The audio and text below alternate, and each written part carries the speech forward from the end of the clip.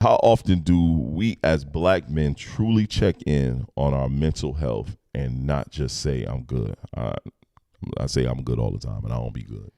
So we're programmed to say that, and I got G checked by management on that. I got checked just recently by my wife about that, and I had to fall back. I said, well, maybe I'm not, but I'm not hurting, but there's some things that need to be right, worked out. I guess right. could turn into a hurt if they're not taken care of. I get it. I keep acting like they're not here. I get it. What happened was, I'm gonna tell you this. What happened? There was an article about clutter. Mm-hmm. They were saying when you allow clutter in your home, a lot of times it's a sign of depression oncoming or going through something when you just live within clutter, right? Mm-hmm.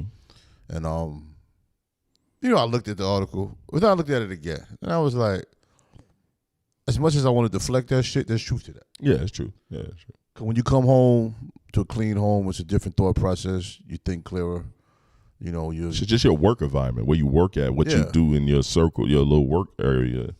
If that's your clutter, I know if my work area is cluttered, that means I got way too much going on. I'm mentally fucked up, and I need to get this. I need to line it back up. Yeah, but a lot of times we don't think of it that way. That's true. You don't think of it that way. Mm-hmm. Cause you think of life. I give an example. When we were younger, when you used to hoop, you know what I'm saying? You had a schedule. Yeah. You knew when you got up, you got outside, you knew what you was doing. Boom, boom, boom, boom, boom. You know what I'm saying? You was always cooking. Now, as an adult, when you have the freedom to do what you want to do, a lot of people do nothing. Yeah. You know what I'm saying? I don't mind. It's the devil's playground. You know what I'm saying? And that's true.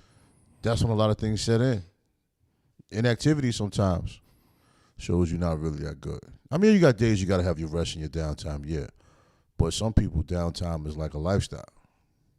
I can't knock Isolation becomes a lifestyle. I can't knock it. I learned this because even my wife and I, we talked about it on our pod, where it was like,